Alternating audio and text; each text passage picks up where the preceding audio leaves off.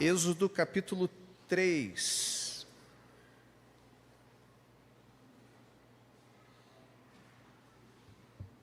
A partir do verso 1, nós vamos ler até o verso 16.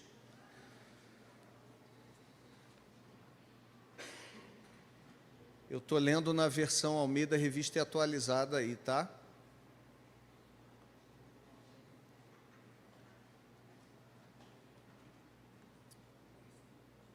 Conseguiu mudar aí?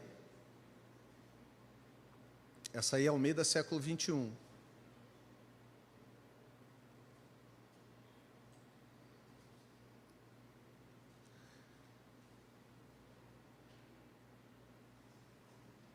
Tá vendo? A próxima vez você traz sua Bíblia, para não ficar contando com esse quadro, painel aqui atrás de mim. Achou? Mudou já? Não. Vai lá, Santiago. Ih, rapaz, gente, vocês viram como é que Santiago está arrumado hoje? Tá chique. Vocês estão com a Bíblia na mão? Então, conseguiu? Já mudou. Então vamos lá. Êxodo capítulo 3, verso 1. Apacentava Moisés o rebanho de Jetro, seu sogro, sacerdote de Midian, e levando o rebanho para o lado ocidental do deserto, chegou ao monte de Deus, a Horebe. Apareceu-lhe o anjo do Senhor numa chama de fogo no meio de uma sarça. Moisés olhou, e eis que a sarça ardia no fogo, e a sarça não se consumia. Então disse consigo mesmo: irei para lá, e verei essa grande maravilha. Por que a sarça não se queima? Vendo o Senhor que ele se voltava para ver Deus, Deus, do meio da sarça, o chamou e disse: Moisés, Moisés. Ele respondeu: eis-me aqui. Deus continuou: não te chegues para cá. Tira as sandálias dos pés, porque o lugar em que estás é terra santa. Disse mais: eu sou o Deus de teu pai, o Deus de Abraão, o Deus de Isaque e o Deus de Jacó. Moisés escondeu o rosto porque temeu olhar para Deus. Disse ainda o Senhor: certamente vi a aflição do meu povo que está no Egito, e ouvi o seu clamor por causa dos seus exatores. Conheço-lhe o sofrimento, por isso desci a fim de livrá-lo da mão dos egípcios, e para fazê-lo subir daquela terra a uma terra boa e ampla, terra que mana leite e mel, o lugar do cananeu, do Eteu, do Amorreu, do Ferezeu, do Eveu e do Jebuseu. Pois o clamor dos filhos de Israel chegou até mim, e também vejo a opressão com que os egípcios os estão oprimindo. Vem, e eu te enviarei a Faraó para que tires o meu povo, os filhos de Israel, do Egito. Então disse a Moisés: quem sou eu para ir a Faraó e tirar do Egito os filhos de Israel? Deus lhe respondeu: eu serei contigo, e este será o sinal de que eu te enviei. Depois de haverdes tirado o povo do Egito, servireis a Deus neste monte. Disse Moisés a Deus: eis que, quando eu vier aos filhos de Israel e lhes disser: o Deus de vossos pais me enviou a vós, e eles me perguntarem: qual é o seu nome? Que lhes direi? Disse Deus a Moisés: eu sou o que sou. Disse mais: assim dirás aos filhos de Israel: eu sou, me enviou a vós outros. Disse Deus ainda mais a Moisés: assim dirás aos filhos de Israel: o Senhor, o Deus de vossos pais, o Deus de Abraão, o Deus de Isaque e o Deus de Jacó me enviou a vós outros. Este é o meu nome eternamente, e assim serei lembrado de geração em geração. Somente até aqui, vamos orar? Senhor, mais uma vez colocamos a nossa vida diante de Ti e Te agradecemos por tudo que o Senhor tem feito por nós, em nós e através de nós. E nessa manhã pedimos que Teu Espírito fale conosco, renove nossas forças, nos exorte, nos console, nos edifique por meio da Tua palavra. Esta palavra que tem sido ministrada durante todo este dia já, quando nós entramos neste lugar e oramos segundo a Tua palavra. Quando nós levantamos nossa voz e cantamos louvores segundo a Tua palavra. E agora, lendo a Tua palavra, pedimos que o Teu Espírito nos abra o entendimento e o coração e termine de realizar aquilo que o Senhor começou em nós nesse dia. Oramos em nome de Jesus. Amém. Será que Deus me conhece?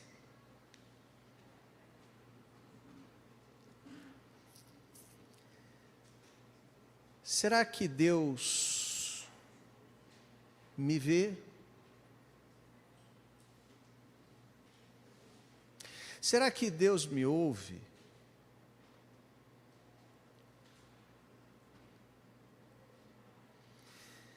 Será que Ele escuta o meu clamor? Será que Deus se lembra de mim?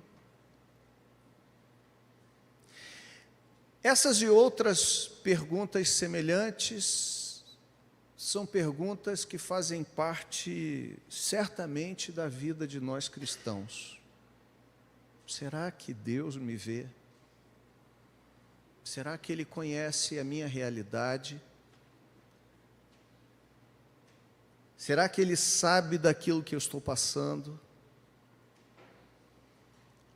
Será que Ele ouve as minhas orações, me escuta? Porque tem vezes, e não são poucas, que nós oramos, clamamos, aguardamos, mas parece que Deus não nos ouve. Parece que a resposta não vem. Parece que Ele não nos enxerga. Parece que Ele não conhece as coisas que têm acontecido conosco. Parece que Ele não sabe de diversos processos e de sofrimentos que nós estamos passando.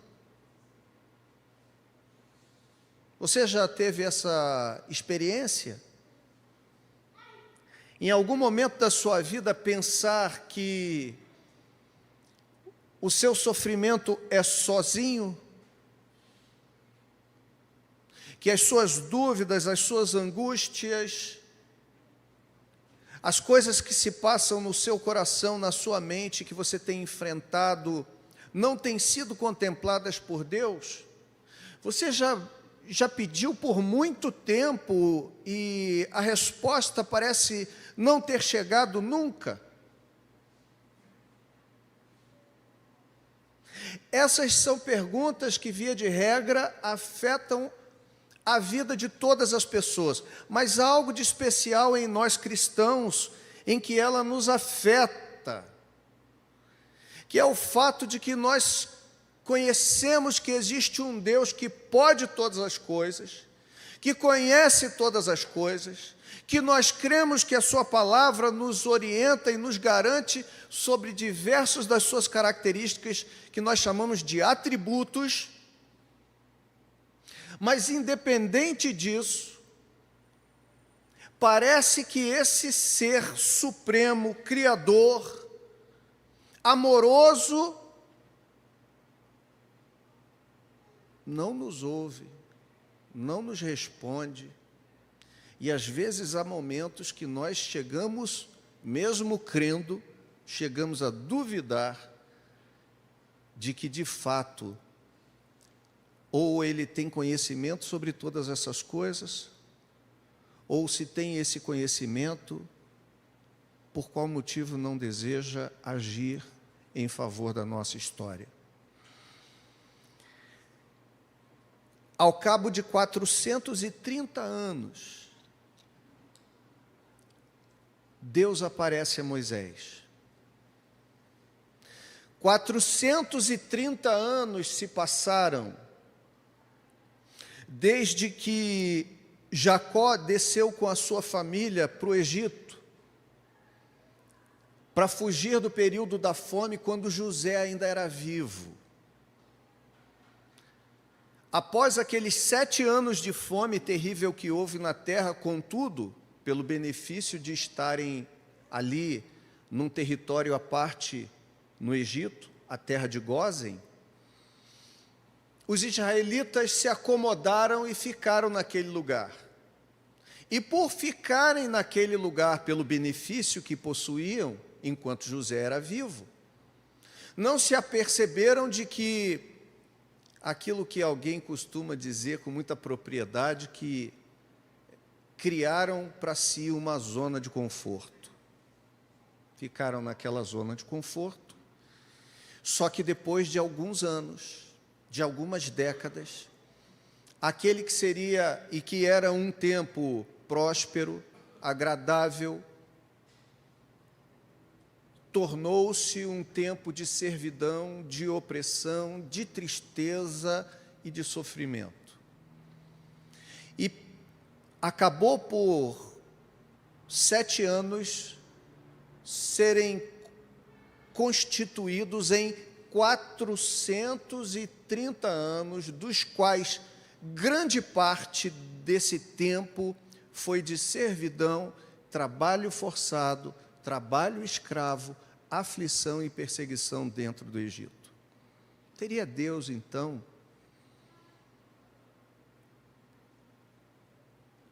depois de 430 anos, se lembrado do seu povo?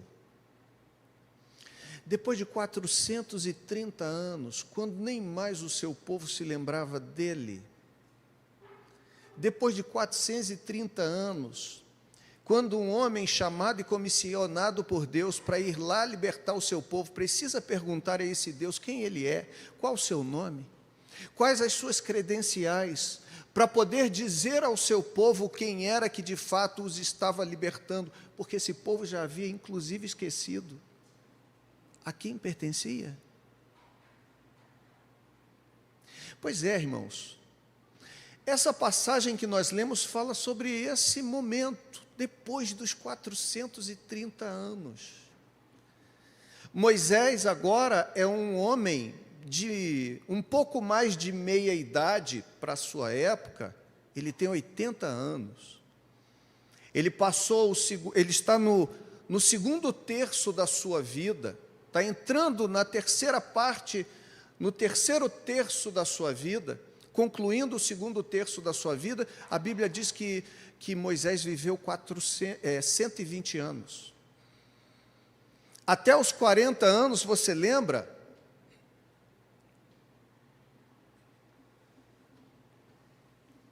Moisés cresceu e viveu no Egito. Ele foi um filho de israelita, que a mãe desobedeceu a ordem do faraó e não aceitou assassinar o seu filho. Ele foi poupado, foi criado pela filha do faraó, foi criado nos palácios, cresceu na aristocracia egípcia, teve contato com a mais pura e verdadeira cultura educacional da época, teve educação que ninguém possuía, conhecimento que poucos tiveram, mas aos 40 anos de idade, presenciando um conflito entre um israelita e um egípcio, talvez se lembrando da promessa de que Deus haveria de libertar ainda o seu povo e levá-lo para uma terra proveitosa, uma terra próspera. Ele tenta resolver aquela questão e usa de violência, matando o egípcio. Ele foge, então, mesmo tendo sido criado nos palácios, por medo da repercussão daquela notícia, e ele vai viver dos 40 aos 80 anos, lá pelas regiões de Midian, um deserto na Arábia. Lá ele casa com uma mulher, começa a cuidar do rebanho do seu sogro, um homem chamado Jetro. Lá ele experimenta a vida nômade no deserto, diferente daquela vida aristocrática no Egito. Lá ele experimenta o calor do sol, a poeira do deserto e o cheiro das ovelhas, ao invés de todos os perfumes e fragrâncias que haviam no Egito. É no deserto que ele aprende a humildade, deixando de lado sua arrogância e presunção. E é no deserto que Deus o encontra. É no deserto que Deus o chama para cumprir o seu projeto, para cumprir a sua promessa, coisa que talvez, inclusive, os israelitas já não tivessem mais esperança.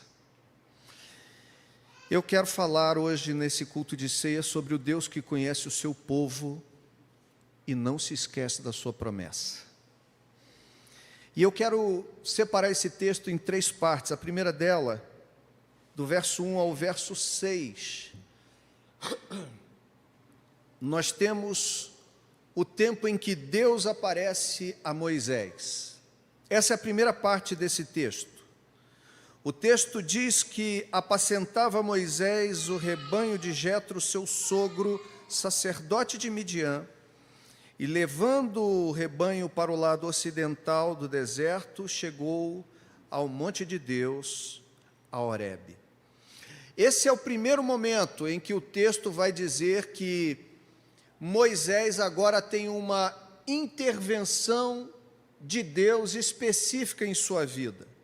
O texto vai avançar dizendo que Deus se apresenta a Moisés, o anjo do Senhor se apresenta a Moisés do meio de uma sarça, um arbusto que queimava e não se consumia. Esse anjo do Senhor que aparece aqui a Moisés, e que provavelmente, se você olhar aí na sua Bíblia, está escrito com A maiúsculo, é uma teofania. Esse A maiúsculo do anjo, nos textos do Antigo Testamento, são marcados e identificados para se definir, para se mostrar que esse anjo não era um anjo qualquer. Esse anjo era a aparição de Jesus no Antigo Testamento, em forma de homem ou em forma de anjo. É uma teofania. É Deus que aparece do meio da sarça e se revela a Moisés. E essa é a primeira questão. Esse texto fala sobre isso. Deus aparece então a Moisés. Significa dizer que, quando nós olhamos o verso 1, em que o texto começa dizendo que Moisés apacentava os rebanhos de Jetro, seu sogro, no meio do deserto, que mesmo sem saber, Moisés já vinha sendo preparado por Deus. Como eu disse a você, Moisés nesse momento aqui tem 80 anos, quase 80 anos, ele é chamado por Deus. Até os 40 anos viveu no Egito, ele mata o egípcio e vai para o deserto de Midian. Lá ele tem um estágio de desintoxicação das grandezas e das megalomanias do Egito, também por 40 anos no deserto de Midian. Próximo também ao deserto do Sinai, onde ele vai ter um encontro com Deus no Monte Sinai, o Monte Horebe. Esse mesmo deserto onde ele posteriormente vai passar mais 40 anos. Só que agora, tendo sido libertador de todos os israelitas, todos aqui é um sentido bem amplo, tá? Que todos aqui não significa talvez todos literalmente, mas todos quantos saíram, todos quantos foram, inclusive muitos egípcios, que também saíram junto com Israel, mas ele vai passar mais 40 anos no deserto, junto com 3 a 6 milhões de israelitas.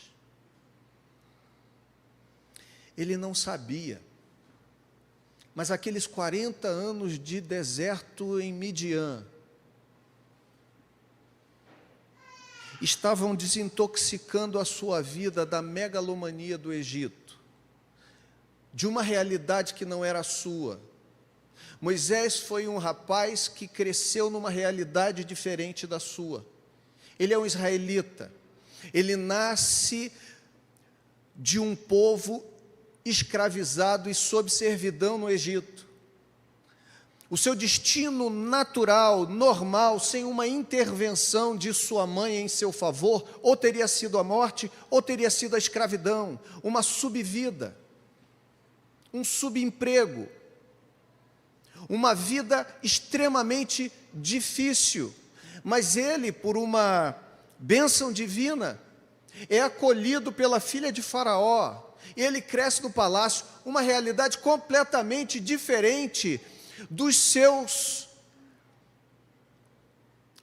irmãos.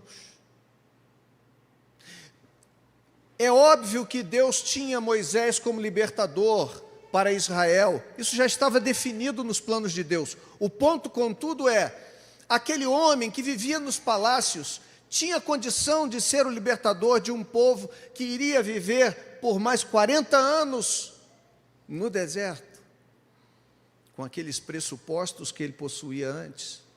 A resposta é não. Então o que Deus faz?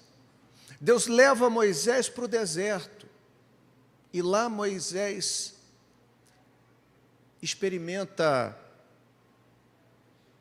ser trabalhado no seu orgulho, experimenta ser trabalhado no sofrimento, experimenta ser trabalhado pastoreando ovelhas, experimenta ser trabalhado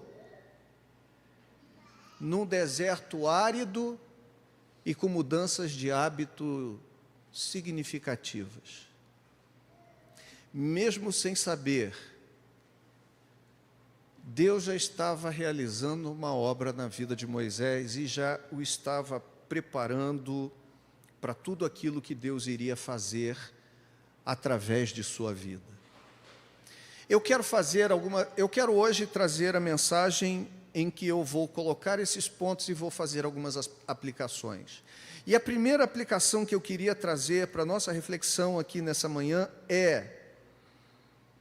eu queria dizer para você que Deus trabalha em nossas vidas, mesmo sem que nós ainda estejamos dando conta disso. Às vezes as nossas perguntas, Deus me vê, Deus me ouve, Deus conhece, Deus sabe da minha história, Deus sabe o que eu estou passando, Deus sabe o que eu estou vivendo, pode parecer uma história em branco.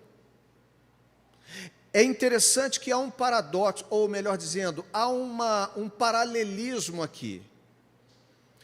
Há um povo que clama já há 430 anos no deserto. É óbvio que ninguém aqui viveu 430 anos, as gerações aqui viviam menos tempo, óbvio. Mas as diversas gerações deram 430 anos. Os contemporâneos de Moisés talvez estivessem também pensando no sofrimento que estavam vivendo lá. Ao mesmo tempo em que estão sofrendo no Egito, é possível que o próprio Moisés esteja sofrendo em Midian. alguém que tinha toda uma carreira promissora, uma vida toda próspera, uma vida toda arrumada e alinhada, agora está no deserto, experimentando viver um tempo completamente diferente, cuidando inclusive daquilo que não é seu. Ele apacentava o rebanho do seu sogro, experimentando no deserto, talvez um deserto que também tenha ouvido algumas vezes as suas próprias palavras. Será que o Senhor me ouve? Será que o Senhor sabe aonde estou? Será que o Senhor me vê? Mas mesmo sem saber, isso já era processo de Deus, isso já era o trabalhar de Deus na vida de Moisés, isso já era o quebrar uma série, o desconstruir de uma série de concepções erradas da vida por parte de Moisés, na vida de Moisés.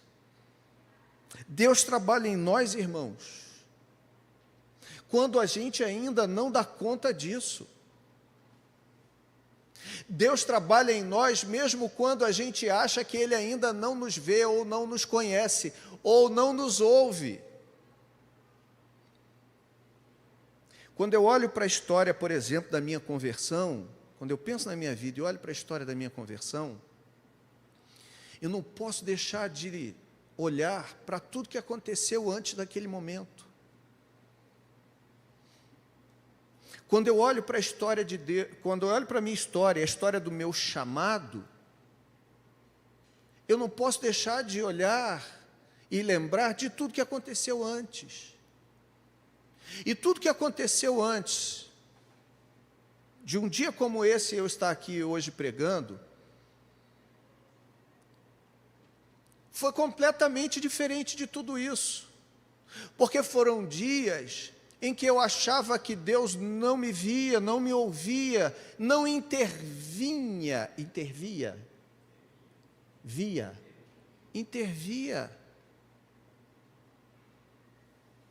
que Ele não estava agindo e atuando na minha vida como dizia que faria. Foram dias sombrios, foram dias de deserto. E antes da minha conversão, o que aconteceu na minha vida antes? Quando eu olho para trás, com o óculos que tenho hoje, do que Deus já fez na minha vida, eu não posso deixar de enxergar todo um processo que foi necessário, doloroso, sim, mas necessário. Deixa eu dizer para você uma coisa, Deus trabalha em nós antes de trabalhar por nós e antes de trabalhar através de nós. Foi isso que Deus fez com Moisés. E é isso que Deus faz na vida da gente. E aí eu queria dizer para você que há sofrimentos na nossa vida que a gente no momento não sabe explicar, porque eles parecem não ter sentido. Mas um dia eles todos terão sentido.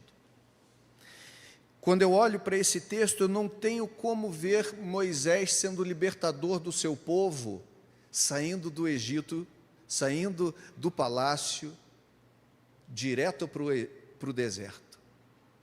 Não há como. Não há como usar esse homem sem antes transformar esse homem. Não há como realizar o que é necessário realizar por meio dele, sem antes realizar o que é necessário nele.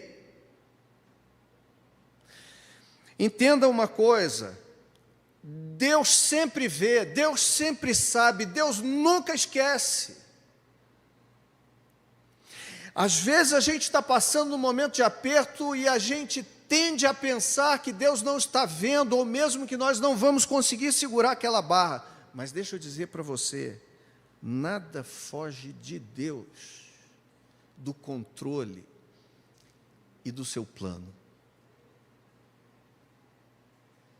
Você pode dizer amém?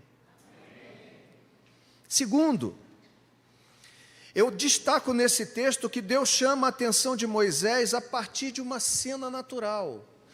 Esse primeiro bloco fala sobre o fato de que Deus aparece a Moisés. O texto inicia no verso 1, falando um pouco do estado em que Moisés está. E é claro que Moisés não se dá conta disso, mas ele está sendo trabalhado. Ele está sendo transformado, ele está sendo mudado. Mas há um momento de encontro. Há um momento em que Deus chamará a sua atenção, e esse momento chega. E é interessante, cá para nós, que a gente nunca sabe quando esse momento chega. Por que eu estou dizendo isso? Pensa comigo aqui no deserto. O deserto é um lugar quente, é um lugar seco, árido. Então, e é um lugar que, via de regra, venta. Se você tem um arbusto seco, ou seja, você tem o material. Quem trabalha com química vai saber que você precisa de 3 coisas para ter combustão. É o quê? Oxigênio, comburente e ignição. O comburente é o combustível, a madeira, a planta seca. O oxigênio e a ignição, a temperatura alta e a umidade baixa. Irmãos, alguns historiadores dizem que é possível que Moisés já tivesse visto outras sarças pegando fogo. E isso não seria incomum no deserto.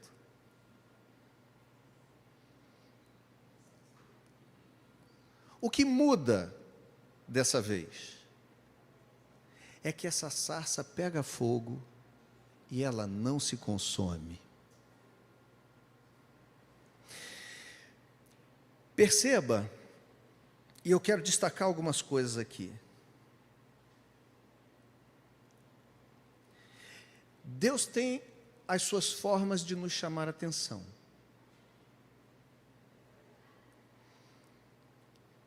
É possível que no momento em que Moisés está ali, trabalhando debaixo daquele sol, cuidando do rebanho do seu sogro, sendo apenas mais um dia, sem expectativa nenhuma, seja o grande dia. O dia em que há uma virada de chave. O dia em que há uma mudança de vida. Um momento em que a coisa acontece, em que a realidade muda. Ele não sabia. E é interessante que a gente também não tem como prever. Moisés talvez estivesse já no seu 40º ano de lamento e sofrimento. Porque pensa aqui comigo, ele saiu do palácio. Ele saiu da boa vida, ele abandonou tudo, ele largou, deixou tudo para trás, ele fugiu para preservar sua vida. Você pensa que quem é que passa 40 anos no deserto de Midian? A priori, digo eu para você, pega as suas coisas aí, uma trouxa de roupa e sai correndo de casa sem rumo, sem destino. Como é que serão os seus primeiros dias? O que eu vou fazer da minha vida? O que eu vou comer amanhã? A preocupação dele, obviamente, não era em pagar a conta do celular, mas nas questões mais básicas da vida. Não são 40 dias, 40 anos de vida boa, são 40 anos de questionamentos e sofrimentos. Mas Deus aparece a ele. E Deus chama a sua atenção do meio de uma sarça que pega fogo e não se consome. Tem um grande aspecto doutrinário por detrás disso, mas eu não vou me deter nisso. O que eu quero chamar a atenção é, Deus tem suas formas de chamar a nossa atenção, mas também, por outro lado, isso deixa evidente que nós também precisamos estar atentos à maneira como Deus muitas vezes está falando conosco. A sarça pegando fogo talvez fosse uma das coisas mais comuns para Moisés ver durante 40 anos num deserto árido, quente, um deserto pedregoso, não é aquele deserto bonitinho de Lawrence das Arábias, não, mas para o lado mais ali do Sinai é pedra. Monte Horebe é pedra.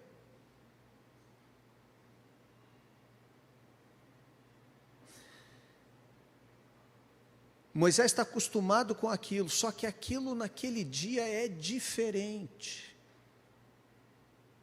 Nós devemos estar atentos à maneira como Deus está falando conosco, irmãos. Porque às vezes nós estamos esperando o agir de Deus em nossa vida, ou até não estamos, mas muitas vezes estamos contando que esse agir de Deus virá de uma maneira portentosa, escalafobética. Vocês, quando eu falo essa palavra, vocês lembram de quem? Covardia com ele, com o Edilson, né, Edilson? Que covardia com você, irmão. Nós vamos mudar esse paradigma. Vamos mudar esse paradigma que eu ajudei a criar. Brincadeira. Às vezes a gente fica pensando que Deus vai agir de maneira completamente inovadora. E o inovador de Deus é um negócio que está muito próximo do simples, está muito próximo do comum. E o incomum é o fato de que Deus está ali. Porque é isso que acontece. É fato comum que Moisés vê.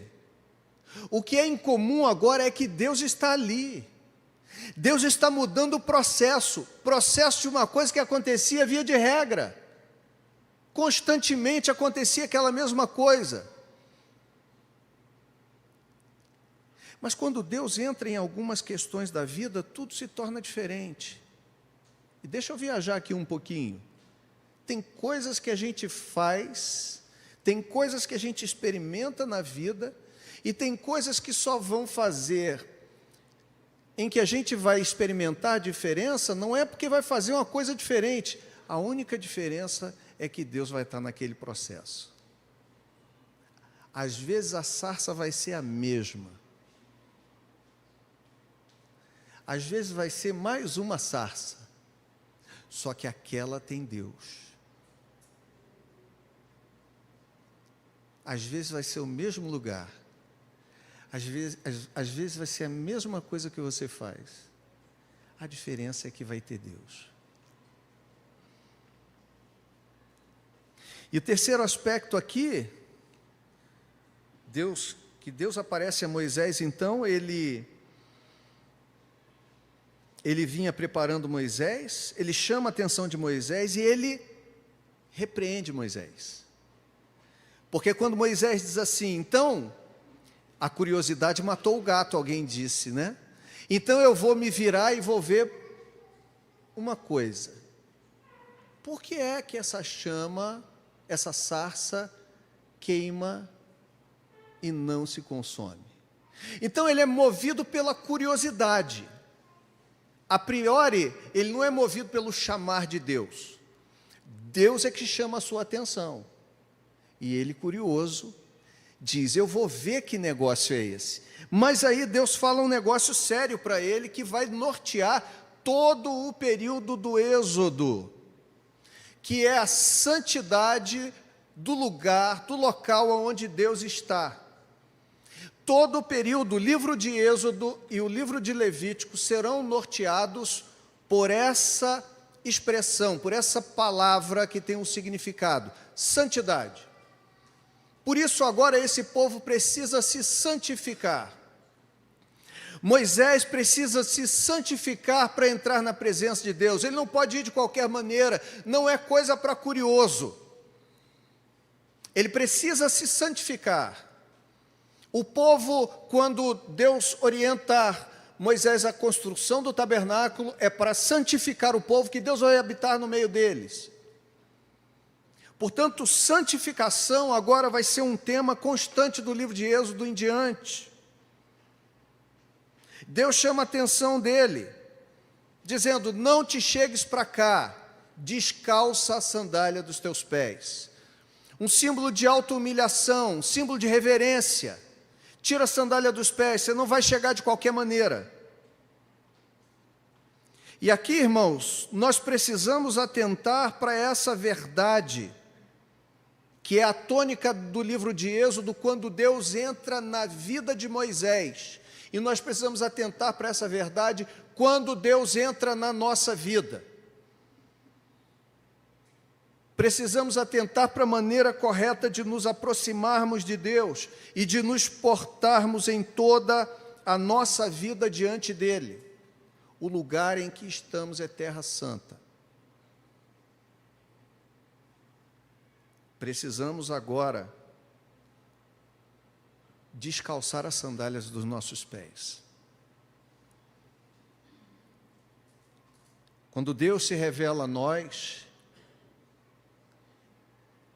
Ele também vai requerer de nós e vai nos capacitar a viver de uma maneira diferente. Moisés achava que podia se aproximar de Deus de qualquer forma. Às vezes a gente acha que pode se aproximar de Deus de qualquer forma. Só há uma forma de se aproximar de Deus, é por meio de Jesus Cristo. Mas ainda por meio de Jesus Cristo, nos aproximamos de Deus com reverência a Deus, com temor a Deus, com respeito a Deus, com amizade com Deus. Quem pensa que os tempos do Novo Testamento são mais frouxos do que o tempo do Antigo Testamento, às vezes se esquece de Atos capítulo 5, onde um casal morreu apenas porque foi mentir ao Espírito Santo. A gente tem vivido um tempo de crentes que têm trocado o respeito, a reverência, tem confundido, diria assim, tem confundido liberdade com irreverência.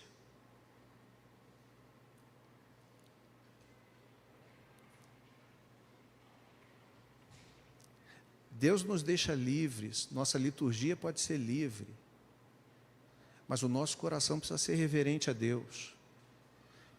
Precisamos ter temor de Deus, precisamos respeitar os princípios de Deus.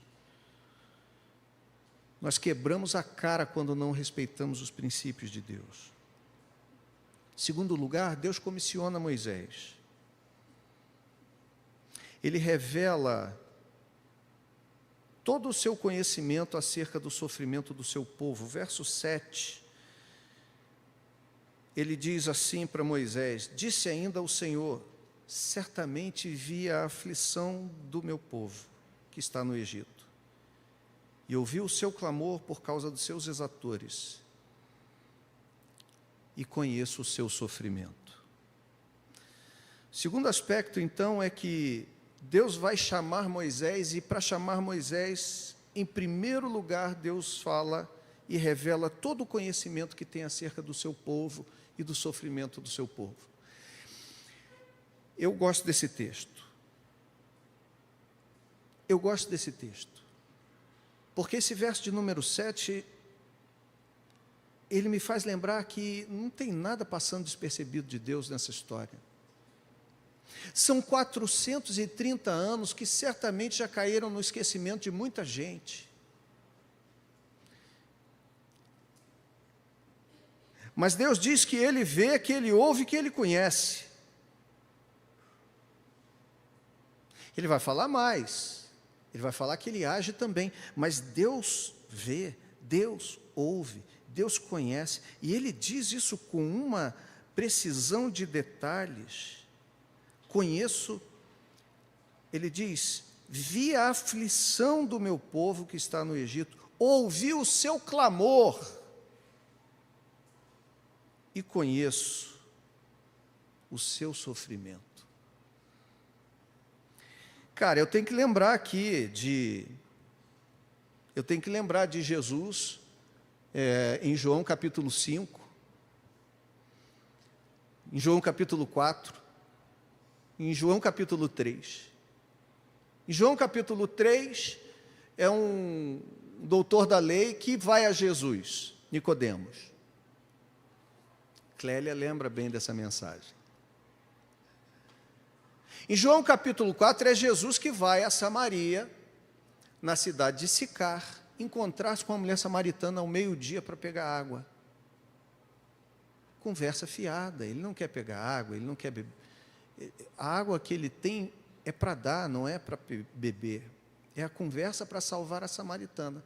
Em João capítulo 5, ele vai a Jerusalém para a festa da Páscoa e, quer dizer, todo mundo acha que ele vai para a festa, mas ele vai para o tanque de Betesda, o lugar onde jazia grande multidão de coxos e paralíticos, e ele encontra um homem que está ali há 38 anos.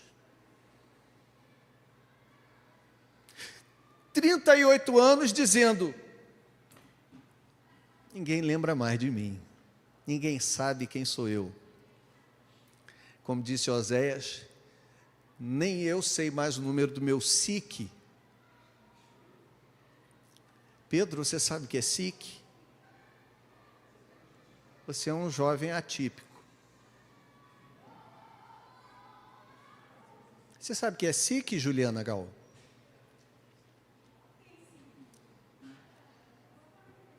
Hã? Ela tem idade para ter SIC.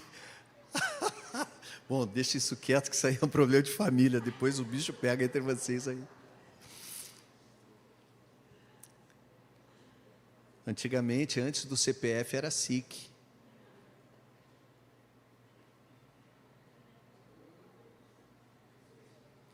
Talvez o homem pensasse já: ninguém sabe mais quem eu sou. E Deus o vê. Deus vê a aflição do seu povo, Deus ouve a aflição do seu povo, Deus conhece o seu sofrimento. Isso serve para você, meu irmão.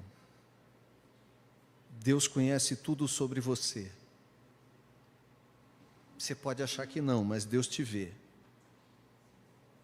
Você pode achar que não, mas Deus tem ouvido o seu clamor.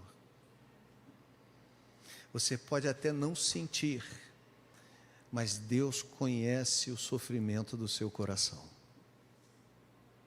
Ele conhece todas as coisas. E quando Deus chama Moisés para ser libertador, e esse é o contexto, Deus faz assim porque conhece a necessidade do seu povo.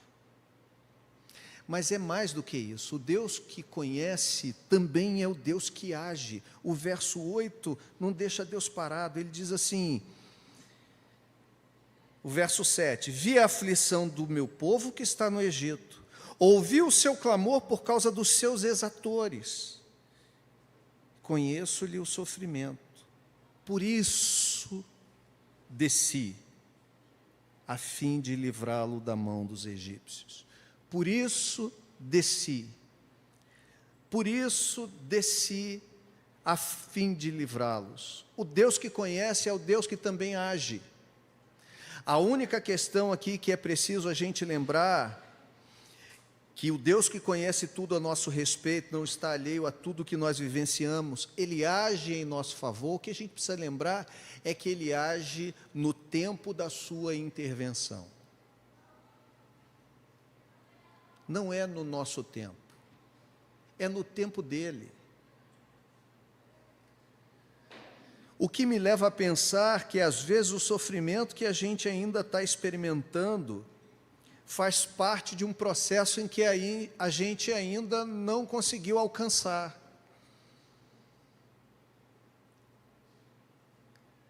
Moisés precisava ser mudado, ter as suas bases transformadas. Talvez você diga assim, Deus podia ter feito isso em 10 anos. Acho que não, porque senão teria feito.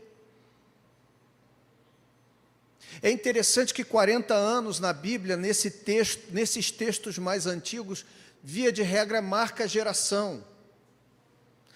Tem uma geração que Moisés experimenta uma bênção muito grande na vida vivendo no Egito. Tem uma geração que Moisés é desconstruído.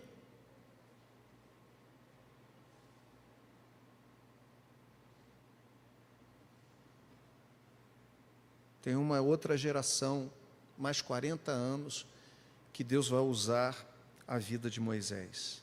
Deus, então, comissiona Moisés. Ele chama Moisés para uma tarefa difícil. A tarefa é difícil. Deus quer libertar o seu povo. E o cara que achava que ia libertar na marra, na força, agora dá desculpa para Deus. Porque Deus diz então para ele, verso de número 10, vem agora, e eu te enviarei a Faraó para que tires o meu povo, os filhos de Israel, do Egito. É interessante essa urgência de Deus, né? Vem agora. Ah, mas não foi assim com urgência que você queria resolver as coisas? Não foi com urgência que você matou o egípcio? Não foi com urgência que você queria definir todas as coisas? Aí Deus fala para Moisés então, Moisés, vem agora que eu vou te enviar a Faraó para você libertar o povo. E o que Moisés faz é tentar se esquivar da responsabilidade que Deus lhe dá. O outrora confiante, impulsivo Moisés, agora se torna no frágil e humilde Moisés, dando desculpas a Deus, dizendo para Deus que não vai dar, porque ele não é o cara. Que coisa interessante, né, gente? Que retrato fiel de quem somos nós. Ora, nós achamos que vamos fazer pela nossa força. Ora, quando as coisas estão às portas para nós realizarmos pelo chamado de Deus, a gente diz assim, não, eu não sou capaz. Tudo é eu. Tudo é eu. Eu agora vou fazer. Eu agora não consigo fazer. Eu agora posso tudo. Eu agora, infelizmente, Senhor, a minha língua é pesada, eu sou um homem de boca pesada, minha fala é ruim. Eu não consigo, eu não posso, eu quero, eu vou, eu faço. Eu fico pensando em umas teologias que são malucas aí de hoje em dia, que dizem que eu é tudo. Você entendeu o que eu quis dizer, né? Não foi um erro, não. Que o eu é tudo. O eu pode tudo ou pode nada. Irmãos, o diferencial aqui não é você, nem é a sarça. O diferencial é Deus. Quem faz a sarça não se queimar e não se consumir é Deus. Quem muda a realidade daquela sarça é Deus. Quem muda a realidade das coisas na sua vida também. Na nossa vida também. Você conhece gente muito capaz que não chega a lugar nenhum. Você conhece gente que não tem capacidade nenhuma, que está lá longe. Não é o que você pode, não é você. Moisés, não é você. Moisés ainda tem na mente que ele é um fator fundamental na obra de Deus. Que ele é alguém que, se estiver bem, tiver acordado bem, quem sabe, né, se o Senhor tivesse vindo aqui uma semana antes, o meu astral estava melhor.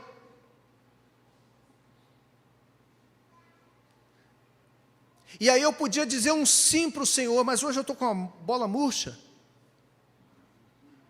Hoje eu estou caído. Estou numa bad trip. E não vai dar, Deus, para acontecer. Deus não precisa da anuência dEle. Percebe uma coisa aqui, irmão? A gente fica pautando algumas coisas. Eu não estou desmerecendo aqui a questão da nossa posição diante da vida, de nós encontrarmos e buscarmos força e uma disposição pessoal para melhorarmos. Não, isso faz parte da vida. O que eu estou querendo dizer para você é que Deus não está condicionado e não está refém de você poder ou não. Quando Deus deseja realizar alguma coisa, e Ele deseja inclusive realizar por nós, Ele vai realizar por nós, como seus cooperadores, mas nunca na dependência da nossa força, da nossa capacidade, da nossa precisão. Moisés acha que liberta o povo sozinho, quebra a cara. Agora ele acha que não terá condição de libertar o povo, quebra a cara. Porque não é nem sozinho, e nem o fato de dele não estar disposto, não é quando ele está disposto ou não está, o fato é Deus que chama.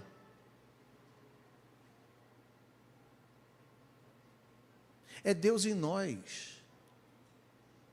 Olha, deixa eu dizer para você uma coisa. Você não acredita mais em você? Se você não acreditar mais em você, mas você ainda acreditar em Deus, eu tenho uma boa notícia para te dar. E talvez você não acredite mais em você, porque você, conhece suas limitações, você conhece as suas dificuldades. Mas se você conhece Deus, sabe que para Ele não há dificuldades e não há limitações. Um dia foi necessário eu olhar e dizer que eu não acreditava em mim. E confesso a vocês algumas coisas, irmãos. Confesso a vocês uma coisa. Tem algumas coisas que Deus já colocou no meu coração, já falou comigo ao longo da vida,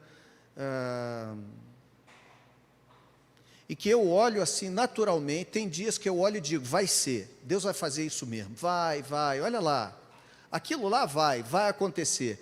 Tem vezes que eu acordo mal, ou vai dando tudo errado, que eu olho e digo assim, não vai, não tem como ir, não vai. E eu só me livro desses problemas quando eu olho para Deus e eu digo assim, Senhor, só vai porque o Senhor falou que vai, porque eu não vejo a menor capacidade desse negócio acontecer, nem por causa de fulano, nem por causa de Beltrano, nem por causa de mim, nem por causa do outro, nem por causa disso, nem por causa daquilo, mas só porque o Senhor falou que vai. E é isso que Deus fala, e é isso que Deus garante a Moisés, quando Moisés diz assim, olha o discurso que há aqui em Êxodo. Ele diz assim, Moisés, vem agora que eu vou te enviar para o Egito para você libertar o meu povo de Faraó. Aí Moisés diz assim, quem sou eu? Aí Deus diz assim, eu vou ser com você, mas qual é o seu nome? Aí Deus diz para ele, meu nome é Eu Sou.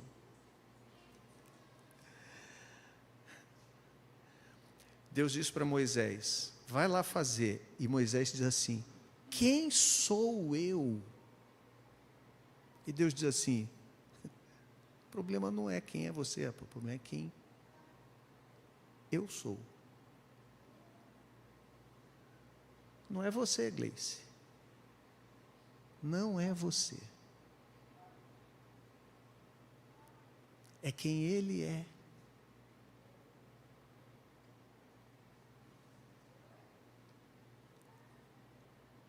Deus garante o sucesso da missão. Não é Moisés que bate no peito e diz, missão dada é missão cumprida. Só quem fala isso é Deus. Missão estabelecida é missão cumprida. Promessa dada é promessa cumprida. Eu não sei quando vai ser, mas eu sei que vai ser. Podemos confiar quando Deus nos chama, quando Deus nos promete, porque quando Ele chama, Ele capacita, Ele garante o resultado. Quem sou eu não é o importante. O importante é quem Ele é, o importante é a ação do eu sou. Não é sobre você a vida cristã, é sobre Cristo em você. E por fim, Deus encoraja Moisés. Ele reforça a sua garantia, a fidelidade em suas promessas. Deus apresenta seu nome, apresenta seu caráter imutável. Eu sou o que sou, serei o que serei, como diz Lutero. Expressão hebraica difícil de traduzir, porque quer dizer que é um ser que é enquanto é, eu serei sendo, porque Ele é imutável. Ele apresenta a sua credencial de fidelidade às promessas feitas aos patriarcas de Israel. Ele chega e diz, cara, eu sou quem? Eu sou o Deus de Abraão, de Isaque e de Jacó. Eu sou o cara que fez as promessas lá atrás que vocês não lembram mais. Eu sou o Deus que fez a promessa lá atrás que você hoje não acredita mais. Você que já perdeu a sua esperança.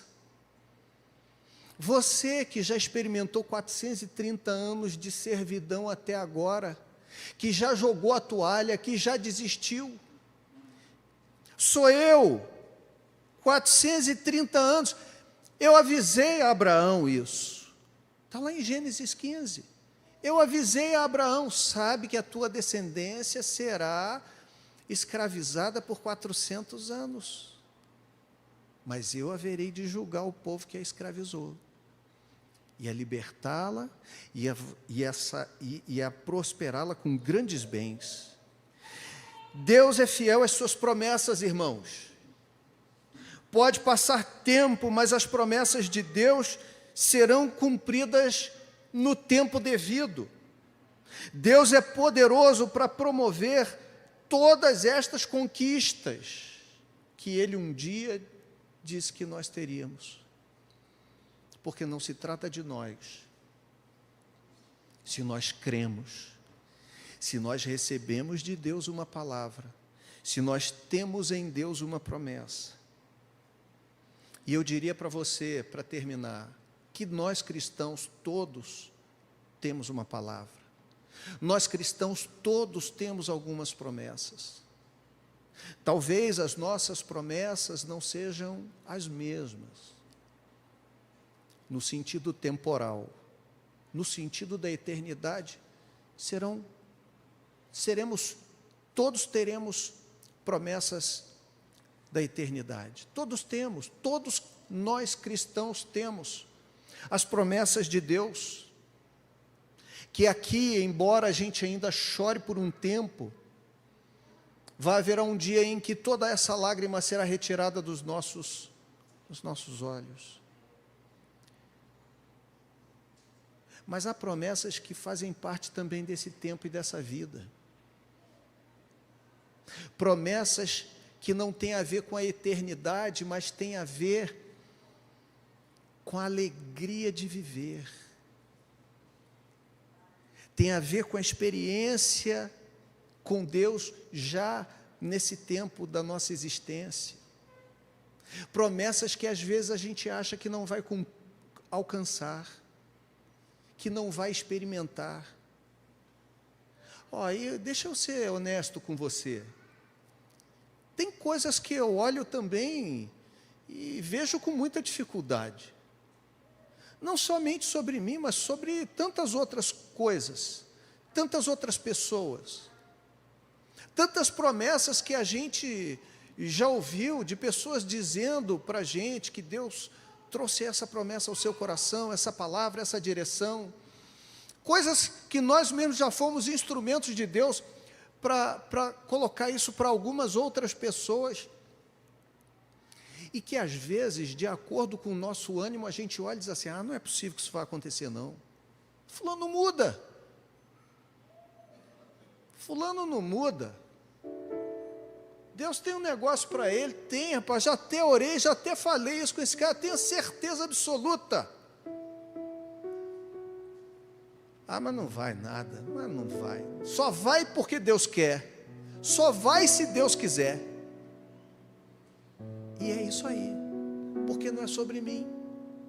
Não é sobre meu ânimo, não é sobre você. Não é sobre você. É sobre quem faz a promessa. Porque quem fez a promessa é poderoso para cumpri-la.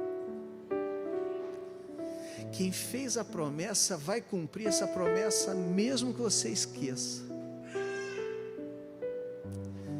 Tu já pensou? Um dia você abre o seu olho e diz assim: cara, eu não acreditava mais que isso podia acontecer.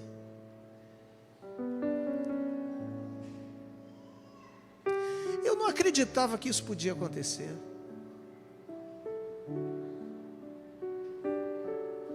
Eu sei que você tem o seu drama.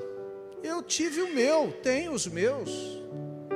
Mas eu gosto de lembrar do meu de vez em quando, que me renova a esperança.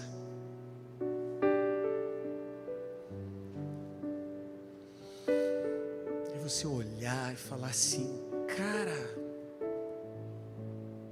não vai sair nada daqui.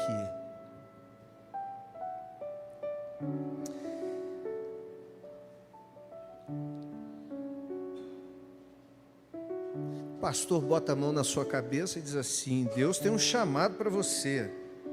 Aí outro pastor vem, bota a mão na sua cabeça e diz: Deus tem um chamado para você. Aí você vai num outro retiro, outro pastor bota a mão na sua cabeça e diz: Deus tem um chamado para você.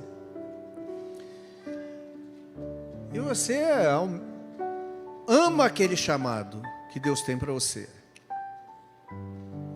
Mas você está vivendo uma vida, uma época da sua vida tão confuso, tão esquisita, que você diz assim: como é que uma pessoa, como é que essa pessoa, como é que eu, não dá. Só se Deus fizer. Só se Deus fizer, Ana Lúcia. Só se Deus fizer. E você vive um dia depois do outro, pensando: só se Deus fizer. E aí as coisas vão fazendo, vão acontecendo.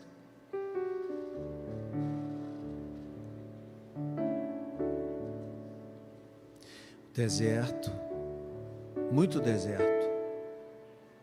Mas a sarça um dia pega fogo e não se queima. E tudo começa. E tudo começa.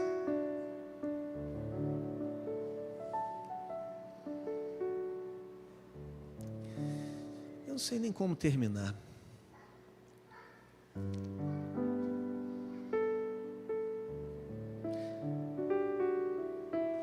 Queria poder dizer para você que a sarça vai pegar fogo amanhã, mas eu não sei. Eu só sei que vai.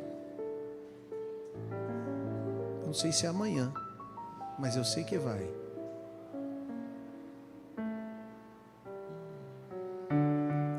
Eu sei que Ele vai cumprir. Eu sei que Ele vai cumprir. Vamos ficar de pé?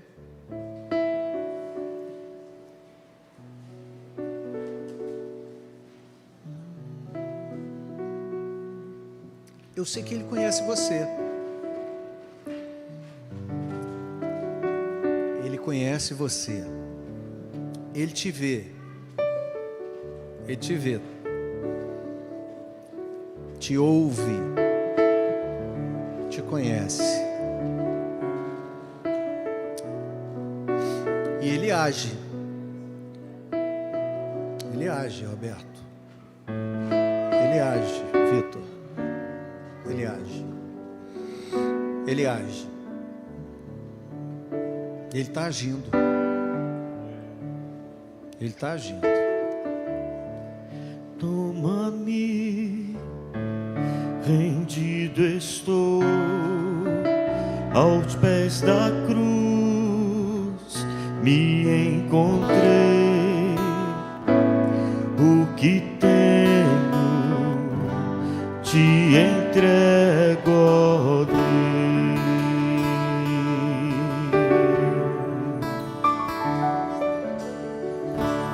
Vem limpar as minhas mãos, purificar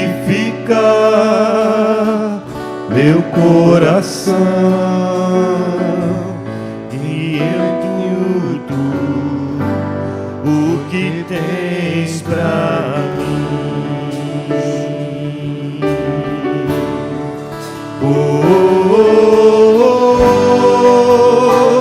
Eu sou quem rendido estou.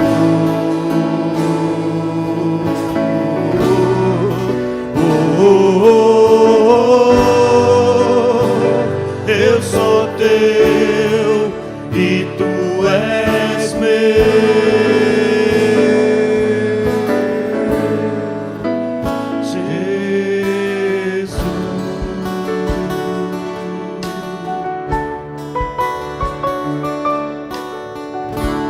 meus momentos e dias meus, meu respirar e o meu viver, que sejam todos pra ti, ó Deus.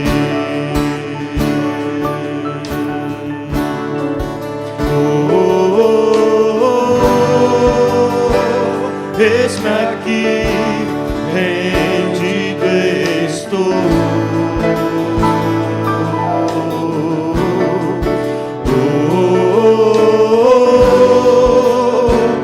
Eu sou teu e tu és meu.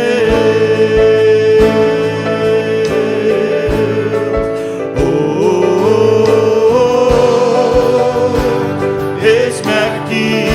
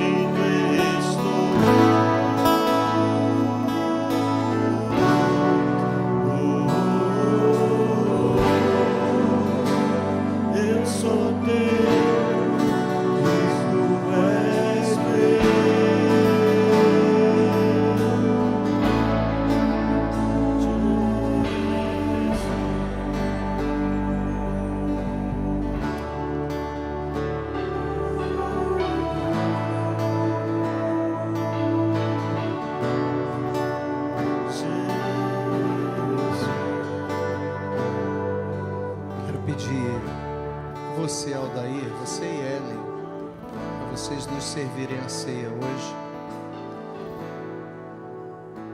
Quero que vocês peguem os elementos da ceia.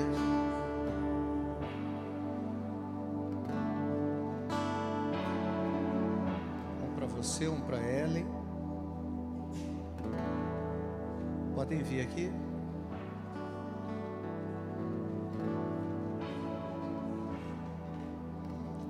Estende as suas mãos para cá.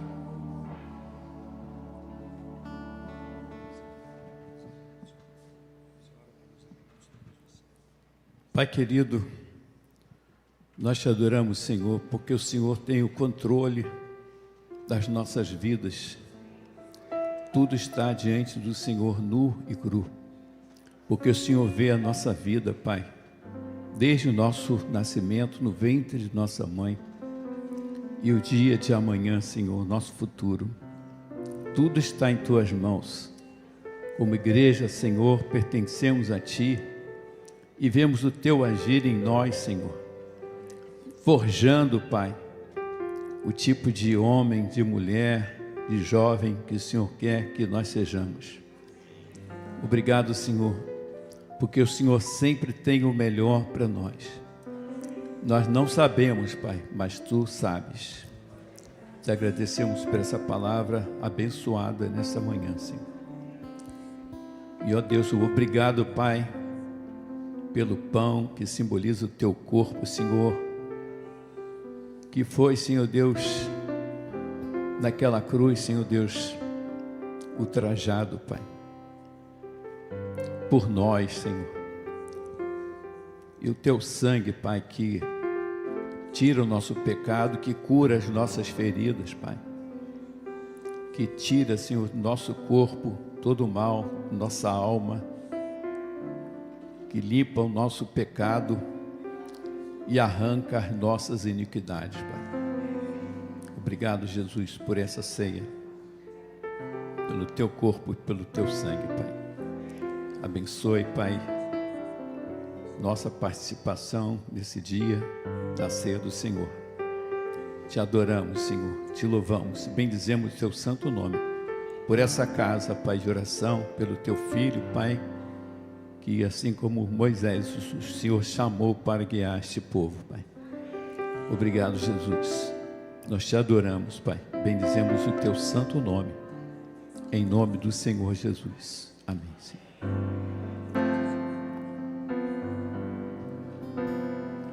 Cristo levou sobre si as nossas dores. Ele levou sobre si as nossas transgressões.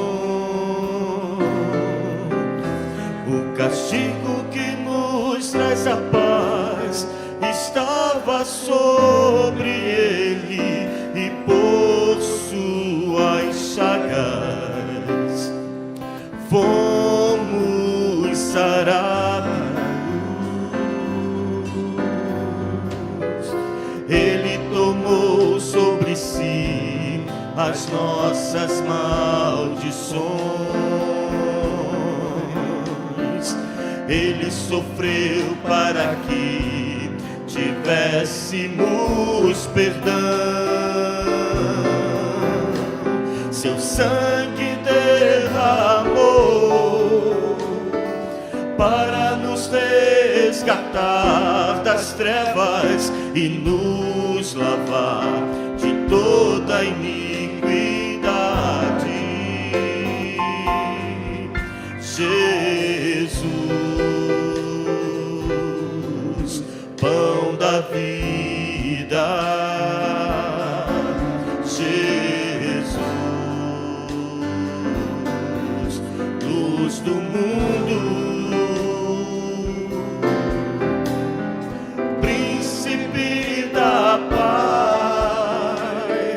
Maravilhoso conselheiro, fonte de eternidade, amor.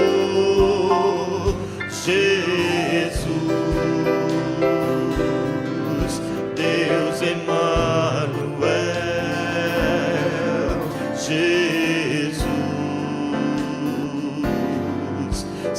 Santo dos Santos,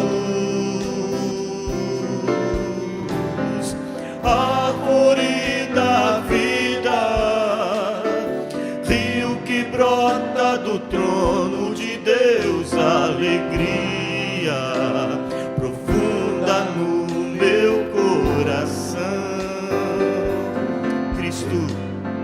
Cristo levou sobre si as nossas dores, Ele levou sobre si as nossas transgressões. O castigo que nos traz a paz estava sobre Ele, e por suas chagas fomos sarados. Ele tomou sobre si as nossas maldições, Ele sofreu para que tivéssemos perdão. Seu sangue derramou para nos resgatar das trevas e nos lavar de toda iniquidade. Jesus, pão da vida, Jesus, luz do mundo, príncipe da paz, maravilhoso conselheiro, fonte de eternidade, amor, Jesus, Deus Emanuel, Jesus, Santo dos Santos, árvore da vida, rio que brota do trono de Deus, alegria profunda no meu coração, recebe adoração.